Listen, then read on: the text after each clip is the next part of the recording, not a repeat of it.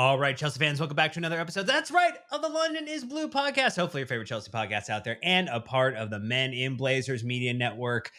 It is going to be a less than thrilling, not fully exciting, absolutely middling match review of Chelsea's 2-1 loss to Servette, but a 2-3 win on aggregate to advance in the Europa Conference League to the group stages. And boy, oh boy, not only that, we are recording this on deadline day eve. That's right, when all the dreams, hopes, aspirations of every supporter for every club worldwide can be propped up by one Fabrizio Romano tweet, can also be dashed in a moment from a Ben Jacobs response. There is just so much going on right now, Nicholas, but as someone who also shares the name with a particular saint who likes to give gifts to those in a certain point of the season, are you staying up tonight hoping for a gift from maybe an Uncle Todd, a brother Badad, a good friend Feliciano? Yeah, whatever money that is, I would like any of the gifts that could be given. But you know what, Dan? It's been a long summer. We've Sure. started the summer off with a bunch of purchases. We have a lull in the middle. We had a summer tour. We had a change in strategy. We had all this stuff going on. I think we deserve a drink, don't you? I think we do. Cheers to you, Nicholas. Cheers, pal. It's a little digital pop into the camera there. If you're on YouTube, you're catching this as we do it. Oh, the deservage on that is just tremendous. Deservage is a metric system that my buddy Blaze invented for things expected that are deservage. Exactly. What's the XD on that? The XD on this is going down the hatch right now. So to everyone who has suffered through another transfer window, as you're listening to this on the last day of the window, cheers to you. You deserve it. We all deserve it. We all deserve happiness. And let's hope that Chelsea Football Club can do more of last Sunday than what they did today, which was not great, Bob. Well, we're going to talk about some thoughts from the match, maybe a little less structured than our typical match review, some bullet points and things that we want to react to, just things that we feel like we're more confident in saying about the Enzo Maresca side and system and some of the players at this point in time.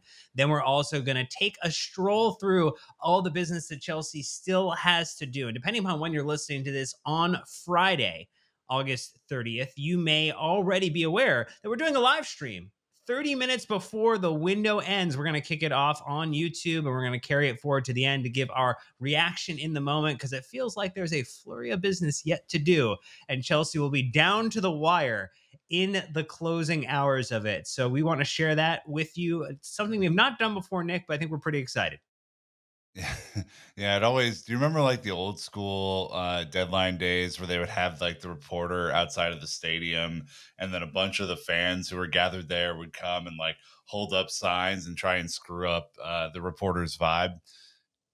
We aren't obviously going to do that in the same way, but we'd love for your comments to be the signs behind us as we're reporting live from transfer deadline day. May even have a friend or two join the stream. So if you're listening to this and you're like, man, what am I going to do at whatever 5:30 Eastern, 4:30 Central on a Friday? My options are so limited. Well, now you have one. There you go. We're helping you out. Well, before we get into it, just quick admin to get out of the way. Thank you to everybody who supports the podcast, whether you leave 5-star reviews on Apple Podcasts and Spotify, which is always appreciated, helps people find the show. Or if you're joining us on YouTube, liking and commenting on the videos, as well as subscribing and hitting the bell icon to get notified. Always super appreciated. Very much closing in on 36,000. So if we can hit that by the end of the month, that would be a really, really cool opportunity for us. You also can join in the conversation, free or paid, in our Discord community, and you can sign up to Sam's wonderful newsletter, the London is Blue Dispatch, which comes out weekly. This one was a little bit about the bomb squad with Servette and what Maresca's been doing with the team. And then also, I think, Nick, you would also like to say that they should share this episode with a Chelsea curious friend. Maybe you're trying to convert somebody to watching the Premier League this season. I don't know why. Maybe you're going to be that malicious to a friend to share this version of Chelsea with them. But I think, there's goodness on the horizon, and you want to get them in early. You want to lock them into the bandwagon as it's being built. Yeah, I mean, again, it would be a bold strategy, but we would encourage you to do so. We don't toot our own horns here very often, but we think we're a pretty good show for the entry level fan and also the deep dive fan. We have plenty of material. I will say Sam's newsletter today was you could say there were fireworks in that one, Dan, because yikes. Our man went off. Well, speaking of fireworks, there were some three-word match reviews. I enjoyed the one that was a 1-2 punch contribution from Hemp Hen saying match was free, and then Spanish Joe responding with "we still overpaid." Classic 1-2 combo there. Mataweke's burner, which might actually be the real Mataweke, You don't do we you don't know? know. You don't know. With a bit shaky, with the gif of Tom, the West Ham fan. It's like, I don't get nervous, but I'm starting to get a bit shaky, where he's kind of cooking in the kitchen. Yeah, J Dubs with the on to cutlery as the next phase of where this is going. Brent with another Swiss miss. You had Darth Texan with underperform, lose, advance. And the Will Ferrell strategery. This is George the Dub. one. It's the one. Fantastic. And then the blue cheese head with aggregated growing pains. So that is, I think, a good summary. Nick, I went with play lacking pyrotechnics because while there were absolutely fireworks in the stands, some of the fireworks were missing. The show did not go on in the pitch. My real one, I just thought of a second one, so indulge me here. Okay. My real one was serving up regrets, which admittedly pretty lame. Servette serving, I already did that pun once before. My second one, though, is kind of good. And I did tweet out a photo of this that was for a very small niche audience for those who loved the 1993 movie The Sandlot in America. There is a fireworks scene in that show. Yep. It's one of my favorite scenes in any movie ever, where they are all playing baseball on the 4th of July under the fireworks. The fireworks serve as the kind of lights for the night game. And Cole Palmer sitting on that ball and squints, looking up at the fireworks, served as a really fun sort of little moment there. So yeah, let's go with Cole's Sandlot moment. That is one for the books there. Why don't you run us through the match details? Refresh the people's memory, Nick, with what the general vibe of the match was. Do we have to? Yes, we have to. Come on. Yeah. We're advancing. We're advancing to the next round. You got to be excited. It happened. We made our way through more European competition, more Thursday night football, more Sunday matches. It's all ahead. Let's have one big drink before we do that. That's nice. Okay. Opponent, Servette. Obviously, we're playing them. It looked great. Looked like a great little away day for those who went. I mean, it saw some. Felt like it was probably 50-50 Chelsea fans to Servette fans. Well, there was some scenic cocktail shots from friends who were at bars, the night before and such. So look beautiful. I've never been to Switzerland before personally, but it looks beautiful. So that happened on Thursday, August 29th in the Europa Conference League play-in phase. At the Stade de Genève, with Servette winning 2-1, Chelsea winning 2-3 on aggregate. Goals from Christopher Nkunku in the 14th minute, which was a penalty that Mykhailo Mudryk earned. Guillet Minot in the 32nd minute, and then Crivelli in the 72nd minute with the goals. Obviously, the lineups are as followed. We have Philip Jorgensen making his return to the Conference League. Maybe he's found his level here. Benoit Badiashile, Tosin Adarabioyo, Axel Disasi, Renato Vega, Enzo Fernandez, Kiernan Dewsbury-Hall, Christopher Nkunku, Noni Madueke, Mykhailo Mudryk, and Mark Guiu making another start in the Conference League. So good for Guiu making his impact there. Used substitutes, and we love to see it. Tyreek George in the 62nd minute coming in for Noni Madueke, who had a okay day, but not his best. Moises Caicedo coming in the 63rd minute for Enzo Fernandez. Nicholas Jackson coming in the 63rd minute for Guiu. And Cole Palmer required to barely survive this game in the 74th minute for Mykhailo Mudryk. Unused subs, Marcus Bettinelli, Robert Sanchez, Levi Colwill, Mark Cucurella, and Josh Akimpong. Another 2 goalkeeper bench, another missing, 3 potential roster places sort of bench. It's lots of complaints about this one, Dan. I think the main ones were around Akeem Pong and Tyreek George maybe not getting a start in a game where you should have wrapped this thing up.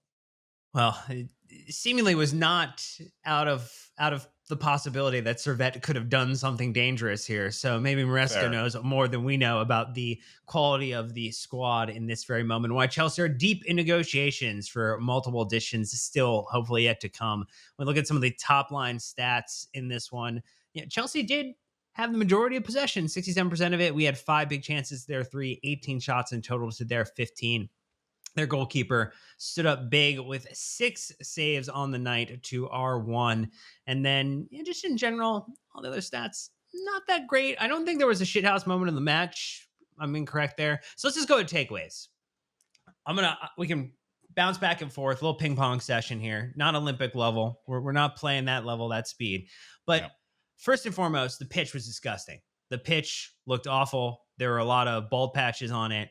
And to me, the first takeaway is there was no major injury to any of our players in the night. The fact that the commentary from the team working the Chelsea broadcast mentioned shades of the Chicago preseason match where Christopher Nkunku did his knee in, like that did give me a level of nightmare. So the fact that we walked away, no major injury on the evening is a like check mark first for like that was a good thing that happened after this match. Can we just have a little? Let's huddle up here. Christopher Nkunku injury was a pretty tough moment for all last year. Yeah. This pitch was pretty bad. I don't know if it was worse or better than that Chicago pitch, but like, I don't know, man. Let's commentary. Can we not freak people out, please? Like, it was almost like they were doing the commentator's curse and like waiting for him to get up a little gingerly from like any sort of contact. Like, I know they didn't mean it that way, but I wasn't thinking about that until they said it. And then when they said it, I couldn't fucking stop thinking about it. Like, can we not put a hex on all of our houses, please? That would be tremendous. Thank you. So no inception from the commentators. That's something you're asking for in the future. I think another one, you mentioned this when we talked about the lineups, getting an opportunity to see Tyreek George get a debut, get an opportunity to come on for Madueke right around the 62nd minute mark. That's got to be a big positive. I think very exciting to see. And there was a comment from Maresca at the post-match press conference talking about Tyreek George. He was good. He was not shy. He had personality. We also had Josh on the bench. Fortunately, Harrison, who was also in the traveling team, was not on the bench. It's important to build something with the academy players. So I think for those who are concerned, have asked questions, are wondering what's going to be the future of the way that Cobham integrates under this new model with Enzo Maresca, the fact that he was confident to include him as one of the first subs off the bench in this match, particularly when it did not look all done and dusted, I think speaks a lot in terms of the confidence he shows on the player, the ability to give him some minutes in this season. And I mean, Servette was one of the more difficult teams that Chelsea could have drawn in this stage of the competition. Don't give me the look. Don't give me the look. Dan. It was if we're talking about the difficult teams that we could have gotten, this was one of the more difficult teams in that draw. And so for him, Enzo Maresca, to show confidence in one Tyreek George, to give him this opportunity, will we see that across this whole season? Unsure. Will we see it in the Carabao Cup matches? Will we see it in the early FA Cup matches? Depends on the draw. But I feel like this at least shows a sign that we may see some Cobham minutes that we were not expecting from Enzo Maresca. And this is a positive sign. I just want to say it's a positive sign. Yeah, I mean, in the first preseason game, I think we looked at each other and said, "Wow, Tyreek George can play. Like his footwork is incredible. He has this little drag move that he does with the ball that would, if you were a defender, would try and bait you in, and then he's already by you. It's not the same sort of drag move that like Cole Palmer does to create space, but it's a little different and very effective. He looks quick, and I think he just has this like Madueke-esque swagger on the ball too. That's like, you can try and, if you're a defender, you can try and get physical with me if you want. I'm gonna just figure out a way around you. If I were Mikhailo Mudryk looking at Tyreek George, I'd be pretty worried, just candidly. I think Tyreek George has a huge, huge future that may or may not be blocked here pretty quickly with another asset that we're looking to pick up. But he does look like the real deal. And I think on the Cobham front, these conference league matches coming up in the group stage, and the Carabao Cup matches and stuff like that, like these are your moments, right? We just saw Madueke on Sunday take his chance properly when he was given it. If you have the opportunity to play Josh Akeem, Tyreek George, anyone else who would come through, then go out there and ball. Like, show what you can do. If I was a Cabo midfielder right now and I saw the way that our midfield played today, I'd be like, boy, I can't wait to get into the next cup training match, because I feel like I could really do something here. I think there is a legitimate place for these guys. And look, I am disappointed that Akeem Pong didn't get on the field. I think he could have done everything that Axel Disasi was doing, and maybe then some. But I am happy that we got to see a little bit of a taste of Tyreek George. I think Sure. there is this moment coming up where the fixture congestion is going to get real bad, and we know that we're thin in some places. And if I were Maresca, I would be looking for opportunities to bring these guys in, right? Because I think it's really important, one, and two, I don't think he's going to have a choice. Like, the depth that we have in midfield right now ain't great. So let's consider that, and maybe that not seeing them all today isn't the end of the world.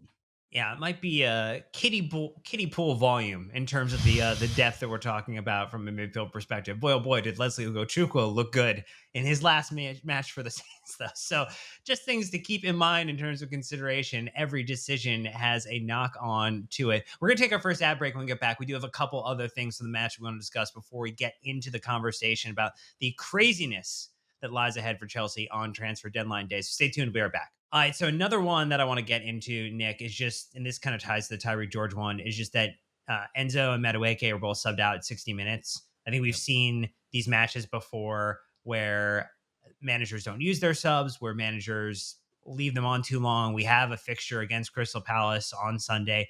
Every point in the Premier League is super important. Crystal Palace may only have one recognized defender, but that means that they're going to have the best defense that they've ever had play against us, just by law, by the transitive factor of terrible decisions and the impact of Chelsea. Like, we will face the most stalwart Crystal Palace defense we've ever faced. And so I think this, to me, is good that, like, we say, hey, Madueke had 60 minutes, Enzo had 60 minutes. Let's sub some people on. To your point, not great that we had to bring on Jackson or Palmer or others to potentially. I mean, I think Jackson, probably because he had such a light preseason, I'm probably less concerned. With Cole, I probably prefer he's never playing a minute on the pitch that doesn't feel like it's a do or die moment. But I think in general, this just showed some good management from Maresca around like how he's trying to load balance for the team. That felt like a good thing to see. Yeah, the low balance so far, I think, has been smart. Like, obviously, we picked up a couple injuries that Reece James, Lavia. Hopefully we see them sooner rather than later. Which means that if you're a Malo Gusto, you cannot play 2 or 3 times a week, right? Because we literally don't have anything behind you. I don't think Keem Pong, for all the love that I just gave him before, is ready to be a 3 times a week starter if Gusto goes down and we don't have Reece James, right? So, I think we're in this position where the rotation on midfield is going to be really interesting to watch, because not only do Caicedo and Enzo not play well together, Dewsbury Hall has not really shown up so far. And I think that's going to be a real problem if he doesn't start stepping it up pretty significantly. And, you have an interesting balance play now, because for all intents and purposes, we're not going after another midfielder. Ben Jacobs and I talked about that the other day, right? So, Dewsbury Hall is going to have to really step up and be much better than he's been. Yeah. And you're going to need to figure out how to balance Caicedo, Lavia, Enzo into playing multiple times a week. Maybe there's a significant partnership that evolves from that, like there was with Connor and Caicedo last year. Maybe there is a trial and error for a little bit, but all of the we're looking at buying attacking talent. Like none of those players are number sixes, right? So All attack, no midfield, no defense. Let's just score 10 a game. that's kind of how it's been, man. Like, I'll be honest with you, it's been kind of a tough watch. So, if only there were a guy who is with the, training with the rejects right now. I think his name is Trev Chalaba. I think he's played in. Hey, look, it only took you 20 minutes to drop that. I felt like we were going to get that sooner. You know what, Dan? I think Trev Chalaba might do a job for this team in multiple positions, it turns out. So, but yeah, I think rotation is going to be critical. I talked last game about the 211s, right? And what if this was your B team's performance? And I know Ollie Glanville's screaming at his phone or whatever he's listening to this on because I'm taking this game too seriously.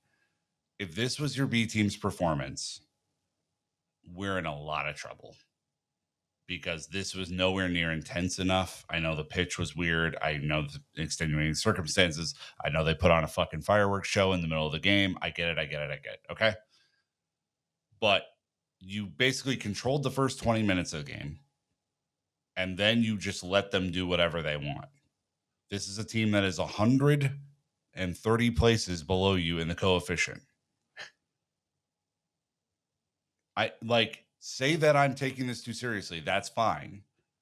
But if we had played a real team, if we had played like any sort of, Bundesliga team or whatever, like, Dan, I'm telling you, it would have not gone that well. Like this is tough. But the players we would have put in the lineup would have been different. Maybe the strategy, just think about this though. Like if you're saying you're trying to say constructively that like we did not do the right level of work, that we gave Servette and did not show up against Servette. And I would say that like, yes, in this match, I think we very much had a view of we are in a comfortable position 2-0 up.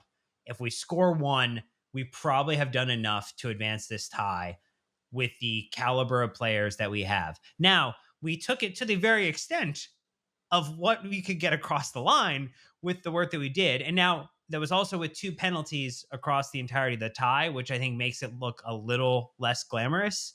But to me, like the thing that Maresca has to do is just like win in advance in some of these things right now. And like, I think it's not going to look pretty for a little bit. I think some of these players are still clearly not at Chelsea's level.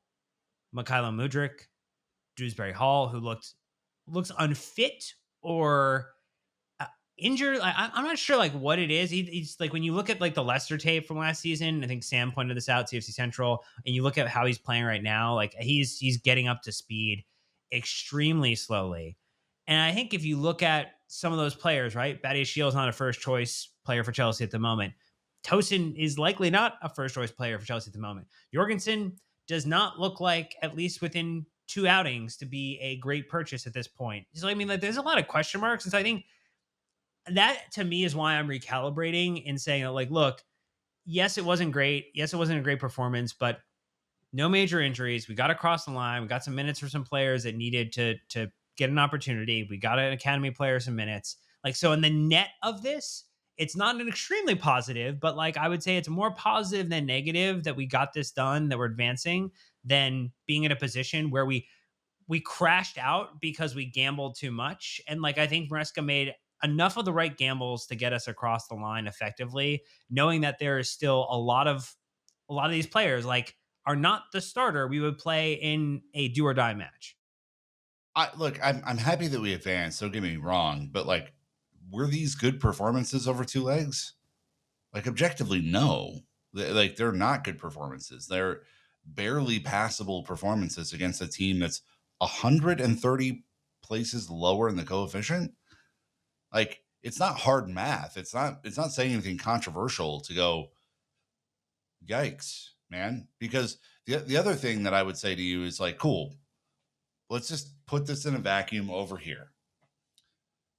This season and very soon, Chelsea are going to have to play 3 games in 1 calendar week. 1 Sunday, one Thursday, one Sunday, right? You can't play your first 11 for all those games. So if our second 11 is far off of the first 11, or the combination of the second 11 with some parts from the first 11 isn't passable, and I use passable as like the lowest bar, then Chelsea's not going to win anything this year.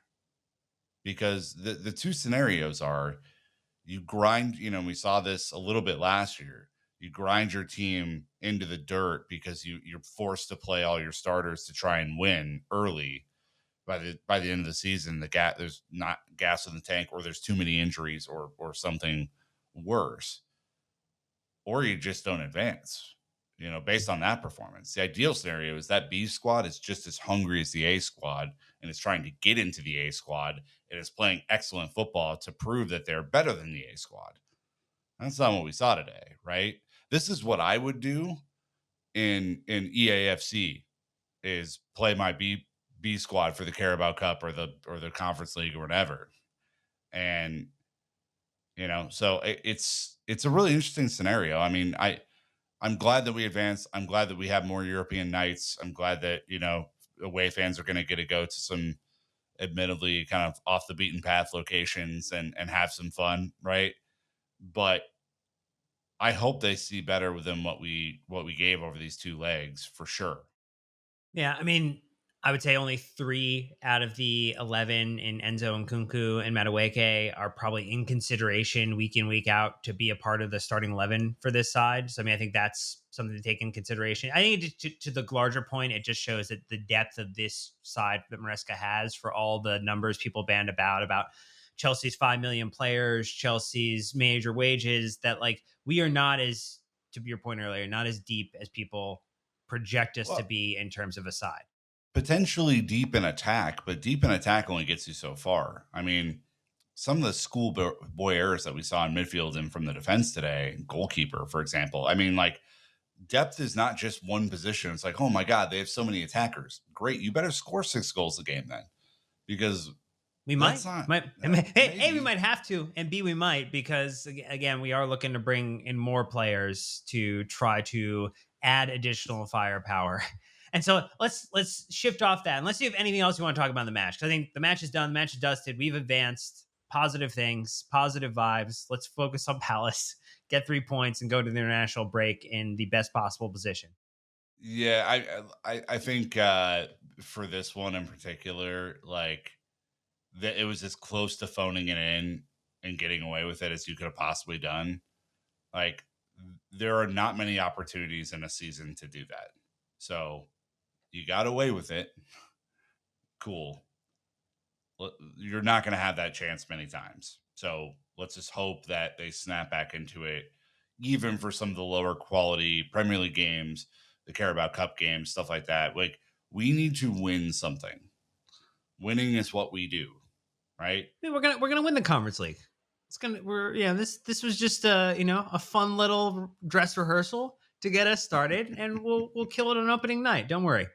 Anyway, plenty of players need to make their way out of Chelsea to give us some peace of mind, to give them confidence in what's going on with their future, and maybe to make the sporting directors look really, really good, to see what they can get done on the last day of the window. Again, as someone who finished all of my projects in school within the last 24 hours, I align with their vision Procrastination of how they king, like to baby. work. I'm Come okay on. with that.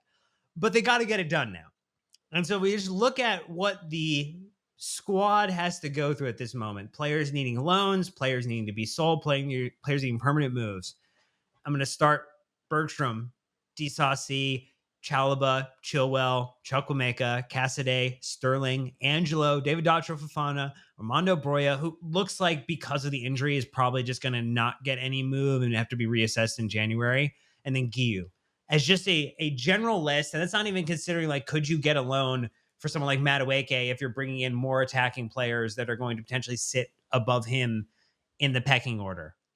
And so just when you react to that list, Nick, how many outgoing moves, we're saying this at 10:18 Eastern time on what is now effectively deadline day at time of recording in the UK.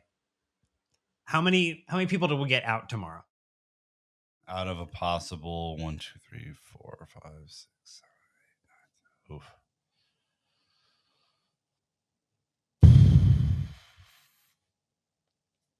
Two?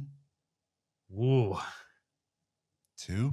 I mean, seriously, Dan, like, maybe Bergstrom gets a loan. Maybe he's a cheeky 3.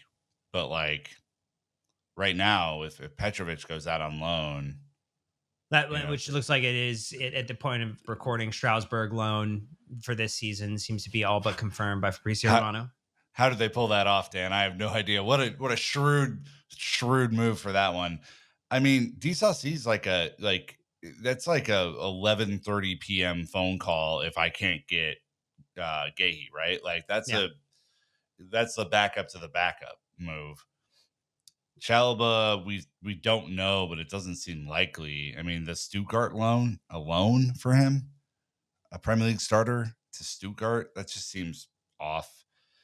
The Sterling one is the most interesting of the bunch. I mean, if they can pull that off, that's interesting to me. I'm fine with that. But I mean, that's about it, dude. I'll be honest. Like, I don't see much in here. Carney, Chilwell. There's floating rumors that will address 2. I'm going 2 out of 11 or 12, whatever. I'm going to probably be more optimistic, and I say we're going to get 5 players out.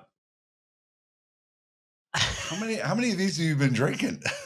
I don't know. As I showed earlier, for those watching, I have finished a lot of this bottle, but that is over multi months. I think this was a birthday gift like 2 years ago for you guys. So. Hey, can Stag sponsor this podcast? Because your boy could use some tasty treats over here. You know, we could very much appreciate that.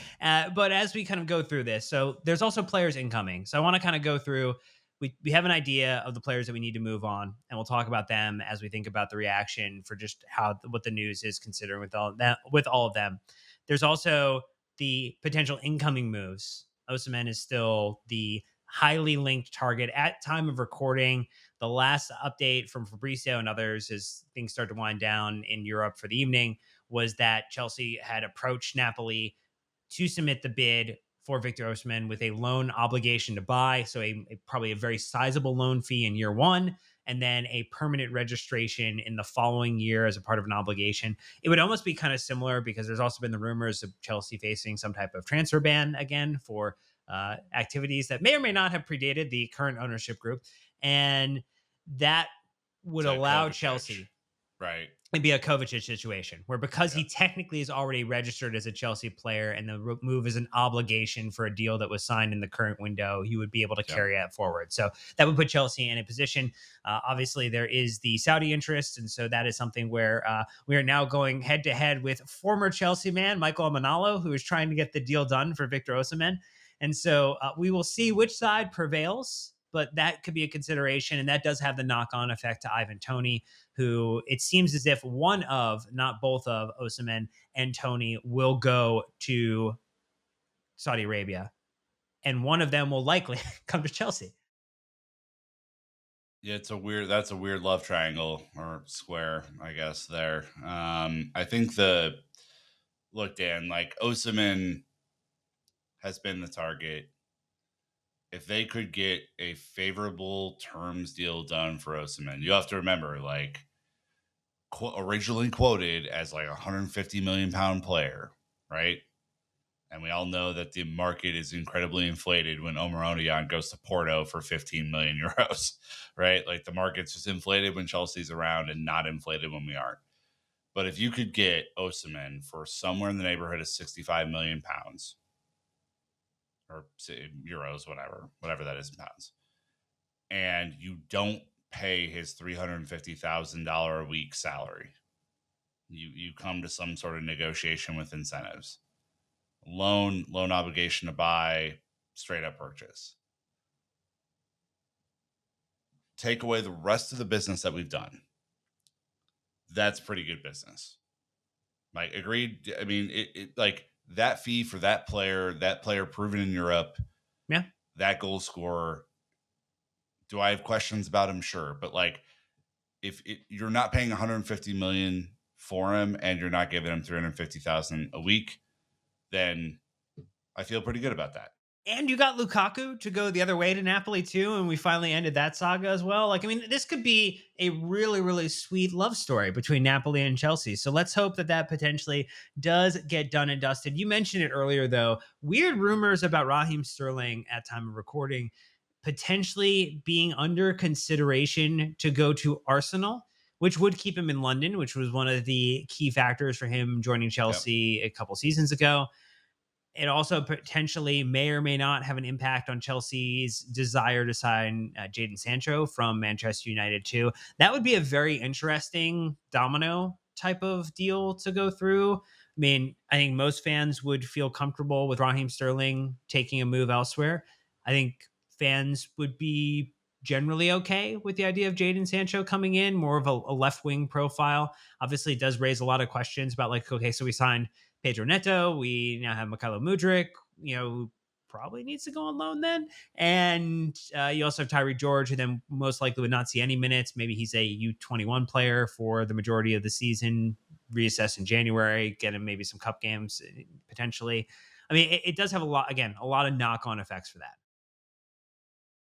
Yeah, Sancho is interesting to me. Again, I think he's an upgrade over Mudryk. I think he is probably on par, maybe a little bit more of a dynamic goal threat than Pedro Neto is on the left hand side. Um, we saw him have a great season with Dortmund last year. It could just be that United's not the place for him and he's looking to resurrect a career at whatever he is, 23, 24. Like he's Mhm. not that old, right? I mean, there's been rumors about him coming to Chelsea for like 5 years. So, if it were to happen, it wouldn't. There are a bunch of people throwing a fit about it. I'm like, I don't think that's the player you want to throw a fit about. I think he's a really talented player. He has to fit within the system and like figure out how to be a part of the team. But I wouldn't be terribly mad about that exchange of profile of player. And he's a super tricky dribbler. I think has a lot of skill. Could maybe like mimic Madueke on the other side, and Cole Palmer or Nkunku through the middle. I mean, there's a lot in attack there. He notably for me doesn't play number 6, and so that would be my Yet. only gripe. Yet. If he turns into like prime Jorginho, that would just be Well, hilarious. look, it's just like we signed Lucy Bronze, who was excited for the women's team to play in midfield again. Only a player is right back, and now she's also emergency cover in the center back position. Look, you got to be willing to play every position if you're coming to Chelsea. There's plenty more. I want to talk about Jadon Sancho, a couple other deals. We're going to take our last ad break. Others like Duran, we need to talk about too, because his name's been linked to us again. What's going on with Broya?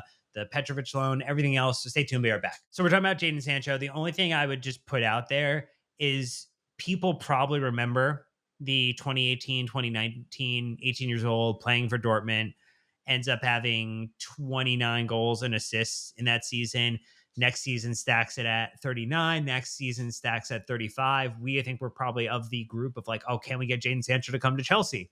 And then he goes to Manchester United, has a 8 goal and assists contribution season, second season 10, not on an unsubstantial amount of minutes. We're talking 2,400 minutes in both seasons across all competitions. So, like the step down that his play in general has taken in coming to Manchester United and coming to the Premier League has been concerning, but it feels interesting. Like it's definitely interesting. I don't know if I would be like it's a make or break for me in terms of getting him into the side. If it's seen as more like a, well, we're going to get Raheem out, so we need to bring somebody in. Like, I guess that also that feels weird too. But maybe you're gambling and saying, hey, we think he's going to do better than Mudryk, so let's get him in. Yeah, I mean, I see where you're coming from. I just he's also a different player than Sterling is. He's a different player than Sure. Neto is. He is not like a speed merchant. That's not his game. He's a technical dribbler. I think he does create a lot of space for himself in different ways, and I think has a pretty decent record when being given trust in a team. Like, Yeah. I don't think he's ever really been trusted at United, and largely played on the right at United because Rashford always played off the left. And, in talking with you and Ollie in the chat earlier, like this is if he really goes back to his favored left side, is able to cut in on his right like he wants to, maybe this is a whole different dynamic of a player, right? That we haven't seen for some time in the Premier League. I'm okay with trading Sancho. I'm really, I can't be that fussed if we get the extraordinary wages, the 74 million pounds that we owe Raheem Sterling off. That is a good financial move. Sancho obviously comes in on less, probably on much more favorable terms.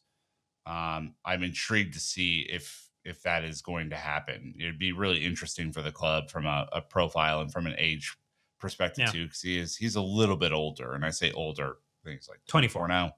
So Yeah. yeah, The last one is probably interesting.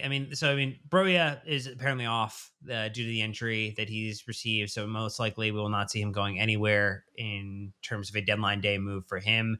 And then the other one is John Duran from Aston Villa. Obviously, we had heard the links before that Raheem Sterling was interested, or Aston Villa was interested in Raheem Sterling. Whether or not Raheem Sterling is interested in Aston Villa is probably a different part of the equation. that's But a harder one. Yep. would likely believe that there's maybe some fact that if they were to take Sterling, that Duran might come the other way as a way to kind of make weight between the two.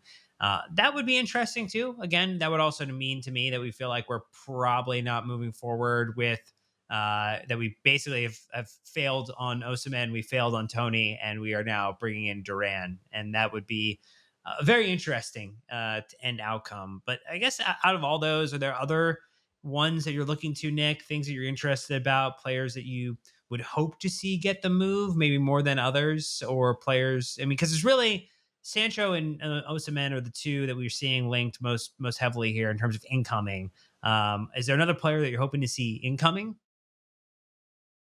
Any central midfielder, anyone. I don't have a name that I would like throw out there, but I think we're woefully thin without Connor in this team at central midfield. And to me, it's very clear that Dewsbury Hall and Connor are different players and their adaptability to that central ish role. I know Dewsbury Hall typically plays a little further forward or on the left, Mhm. but, we're going to need cover there. So, depending on what happens, if a central midfielder popped up tomorrow, I would be just in raptures about that because I think it would be a pretty good deal. I look, stack rank these strikers for me, Dan. Oh, okay. You're throwing me a game. It's not in the You're, script. you're giving me and this is all on the most favorable terms to Chelsea in each scenario. Okay, the club has won. We have found out that our negotiators are the best in the business. The best in the business, and you can get Victor Osimhen on, let's call it, 250,000 a week with accelerators in that contract. You can, and he's 26, right? So 26 years old. You can get Ivan Tony on 180,000 a week with accelerators at, I think, 28 years old. Or you can get John Duran, the young buck from Villa, on like 100,000 a week and accelerators. Which player are you taking and why? Gosh. So maybe this is. I still have a lot of faith in where Nico Jackson's career is going to go. Same. I have. I know that he's like a couple inches offside all the time, Hmm. but it's gonna come good. Like, he's developed his game last season. I think there's still a lot of forward momentum in his career, and I feel like my concern is that Osimhen blocks the incoming for the minutes and the struggle for Nico.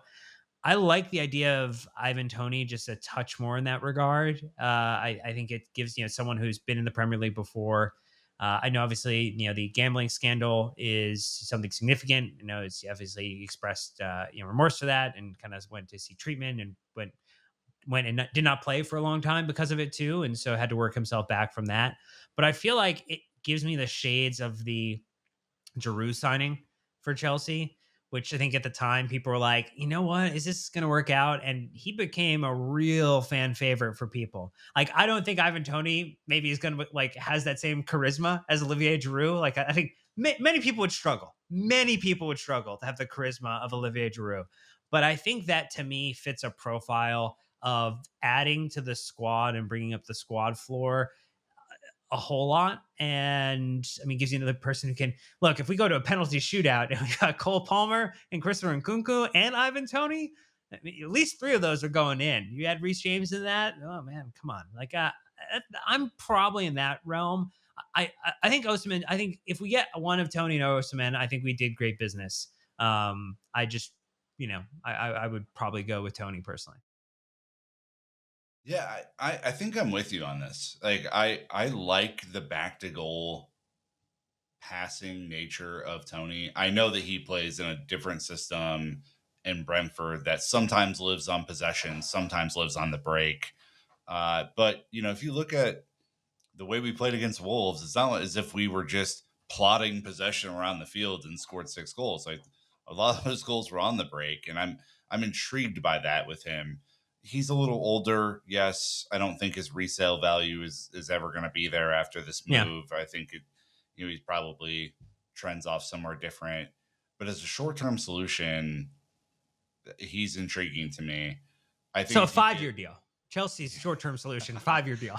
Yeah, no, he'll be here for until he's 40 at that point. I think Osimhen is an interesting profile. I do think the team will have to change the way that they play in the final third to get the best out of him, and that is a little concerning to me because Chelsea do not have historically a great record of doing that with strikers who have different abilities. And Mhm. again, I'd be excited for him. If he comes in with that sort of Drogba endorsement, that's a big, big fucking deal to Chelsea fans. Yeah. But I like the Premier League proven players.